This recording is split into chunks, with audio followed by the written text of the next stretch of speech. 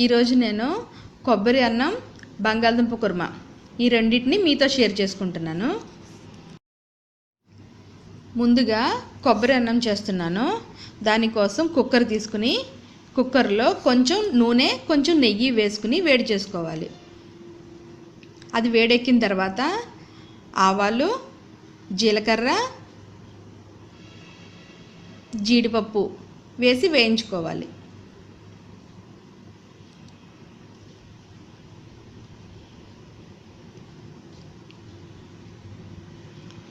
ఇవి వేగిన తర్వాత అల్లం ముక్కలు వేసుకోవాలి. అల్లాన్ని చిన్న ముక్కలుగా కట్ చేసి వేసుకుంటే ఫ్లేవర్ చాలా బాగుంటుంది. అట్లాగే పచ్చిమిరపకాయ ముక్కలు, కరివేపాకు వేసి వేయించుకోవాలి. ఇవన్నీ వేగిన తర్వాత ఇందులో ఉల్లిపాయ ముక్కలు వేసుకోవాలి. ఉల్లిపాయ మరీ ఎక్కువ వేయకూడదు, ఎందుకంటే కొబ్బరి అన్నం అంటే కొబ్బరితో చేస్తాం కదా, అది తీయగా ఉంటుంది. ఉల్లిపాయ ఎక్కువైతే ఇంకా తీయగా వచ్చేస్తుంది. అందుకని చిన్న ఉల్లిపాయ వేసుకుంటే సరిపోతుంది.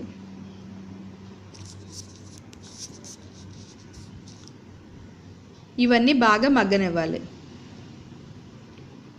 ఇవి మగ్గిన తర్వాత ఇందులో బాస్మతి రైస్ వేసుకోవాలి.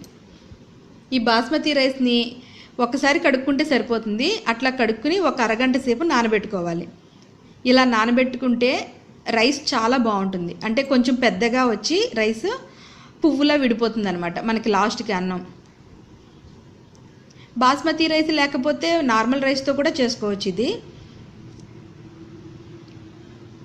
ఈ రైస్ వేసి ఒక 2 నిమిషాలు మగ్గనిచ్చిన తర్వాత అప్పుడు అందులో కొబ్బరి పాలు వేసుకోవాలి. ఈ కొబ్బరి పాలు కూడా మనం కొబ్బరి తురుముకుని అందులో కొంచెం నీళ్లు పోసుకుని ఏదైనా టీ చిక్కంతో కానీ లేదంటే ఒక కాటన్ గుడ్డతో కానీ వడకెట్టుకుంటే కొబ్బరి పాలు రెడీ అయిపోతాయి. అవి 1 గ్లాసు బియ్యానికి 1 గ్లాసు కొబ్బరి పాలు వేసుకోవాలి. 1/2 గ్లాసు నీళ్లు పోసుకోవాలి. అచ్చంగా కొబ్బరి పాలతోటే 1.5 గ్లాసు కొబ్బరి పాలు వేసుకుంటే మనకి అంత టేస్ట్ అనిపించదు. అందుకని కొంచెం వాటర్ కూడా యాడ్ చేస్తున్నాను నేను ఇక్కడ. తర్వాత ఇందులో కొంచెం ఉప్పు, కొంచెం పసుపు, చాలా కొంచెం వేసుకోవాలి. ఎందుకంటే ఈ రైస్ తెల్లగా ఉంటేనే బాగుంటుంది. అందుకని చాలా కొంచెం పసుపు వేసుకుని అలాగే కొత్తిమీర కూడా వేసుకుని తర్వాత కుక్కర్ మూత పెట్టుకుని 2 విజిల్స్ రానివ్వాలి. 2 విజిల్స్ వస్తే సరిపోతుంది. ఈ వీడియో మీకు నచ్చినట్లయితే లైక్ చేయండి, సబ్స్క్రైబ్ చేయండి. సబ్స్క్రైబ్ పక్కనే ఒక గంట ఉంటుంది, అది కొట్టారంటే నేను ఏ వీడియో చేసినా మీకు వెంటనే నోటిఫికేషన్ వచ్చేస్తుంది. ఇప్పుడు 2 విజిల్స్ వచ్చేసినాయి కదా, ప్రెషర్ కూడా బయటకు వచ్చేసింది. ఇప్పుడు చూడండి అన్నం చక్కగా పువ్వులా విడిపోతుంది కదా. మనం మరీ ఎక్కువసేపు నానబెట్టకూడదు బియ్యాన్ని, ఒక అరగంట సేపు అయినా నానబెట్టుకుంటే సరిపోతుంది. చూడండి చక్కగా రెడీ అయిపోయింది ఇది. దీన్ని ఇప్పుడు ప్లేట్లోకి తీసేసుకుందాం.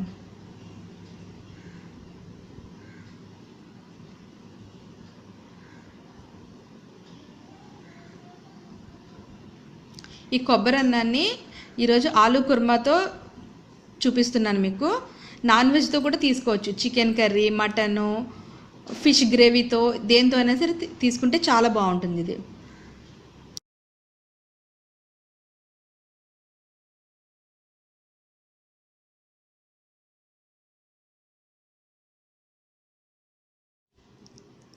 నెక్స్ట్ బంగాళదుంప కుర్మా.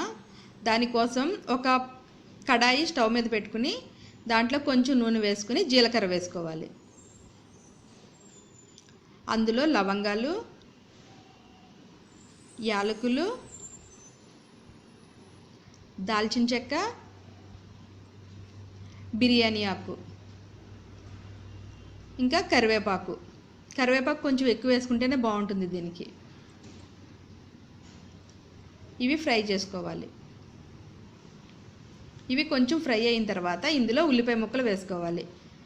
ఈ బంగాళదుంప కుర్మా కోసం ఉల్లిపాయలు కొంచెం పొడవుగా కట్ చేసుకుంటే, అంటే చీరికల్లా కట్ చేసుకుంటేనే బాగుంటుంది. ఈ ఉల్లిపాయ ముక్కల్ని బాగా మగ్గనివ్వాలి.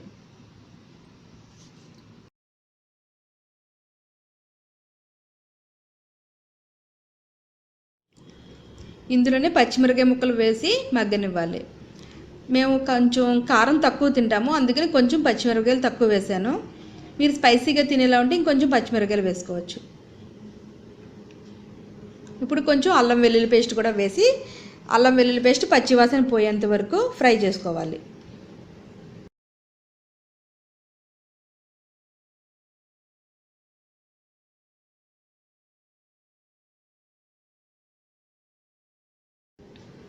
తర్వాత ఇందులో టమాటా యాడ్ చేసుకోవాలి. ఇవన్నీ కూడా బాగా మగ్గనివ్వాలి. ఆల్మోస్ట్ టమాటా అంతా కూడా మెత్తగా అయిపోయేంత వరకు మగ్గనివ్వాలి.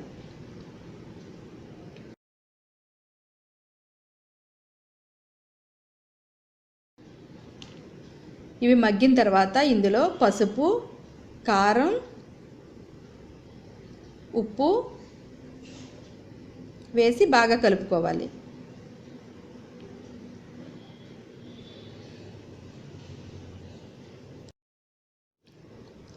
ఇవన్నీ బాగా కలుపుకున్న తర్వాత ఇందులో బంగాళదుంప ముక్కలు వేసుకోవాలి.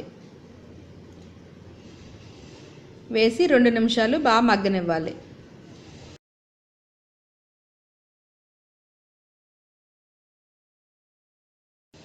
మూత పెడితే కొంచెం త్వరగా మగ్గుతాయి ఇవి, అందుకని మూత పెట్టి మగ్గనివ్వాలి. ఇప్పుడు ఇందులో కొంచెం కొబ్బరి పేస్ట్, మనం కొబ్బరి కొంచెం అంటే కొబ్బరి ముక్కలు కొంచెం నీళ్లు వేసి మిక్సీ పెట్టుకుంటే పేస్ట్ రెడీ అయిపోతుంది. ఆ కొబ్బరి పేస్ట్ వేసుకుంటే కొంచెం గ్రేవీ వస్తుంది దీనికి. మనం ఏ కుర్మా చేసుకున్నా సరే, అంటే బంగాళదుంప కుర్మా లేదంటే బీన్స్ కుర్మా, చికెన్ కుర్మా, ఇట్లా ఏది చేసుకున్నా సరే అందులో కొంచెం కొబ్బరి పేస్ట్ వేసుకుంటే టేస్ట్ సూపర్ ఉంటుంది.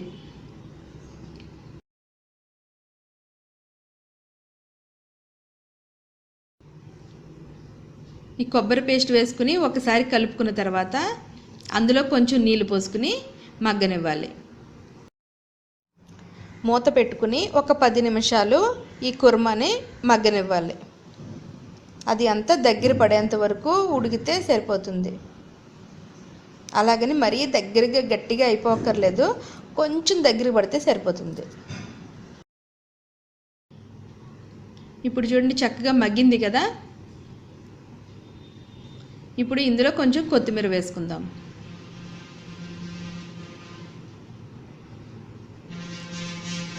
అంతే, బంగాళదుంప కుర్మా రెడీ అయిపోయింది. Okay friends, bye.